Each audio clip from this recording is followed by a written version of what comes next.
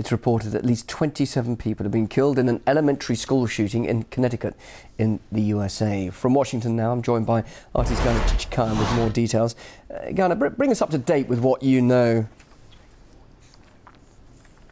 Well, Bill, at least 27 people killed, most of them children. It was an elementary school in a small town in Connecticut. The attacker was identified as Ryan Lanza, a 24-year-old man. We're getting reports that Ryan Lanza shot his mother dead, who was a teacher at that school, and it was her kindergarten class that he targeted.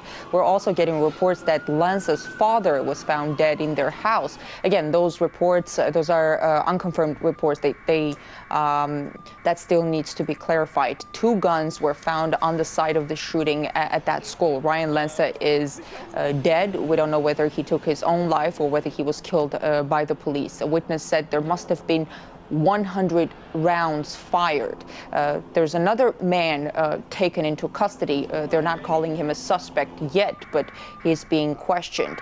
These kinds of shootings are a recurring thing in the U.S. There has been a number of horrifying incidents at schools in the past. This incident is the second deadliest school shooting in U.S. history after a gunman killed 32 people at Virginia Tech in 2007. We, of course, remember the Columbine Massacre in Colorado, where 2 students shot and killed 13 people at their school and injured 24. But that was a high school. And then this last tragedy happened at an elementary school. Those are 5-year-olds, 6-year-olds.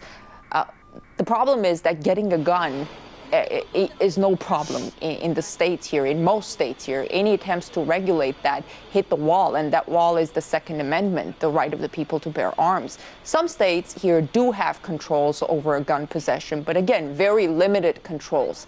The state of Illinois, for example, used to have a ban on concealed weapons, and just this week, gun rights advocates there celebrated a court ruling that struck down the nation's last such prohibition as unconstitutional and ordered the state to craft a law allowing it. So much for gun control in the U.S. Then the state of Wisconsin tossed out its ban on concealed weapons last year. It seems there is no way of arguing against the amendment, even if those arguments are these horrific massacres that shock the U.S. on a regular basis.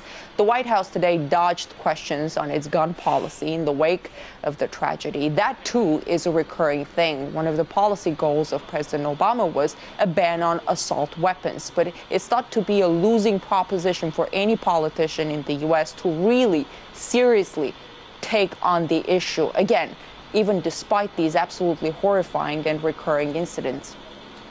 Ghana, thanks very much indeed for that. That's our reporter live there in Washington, Ghana Chichikan.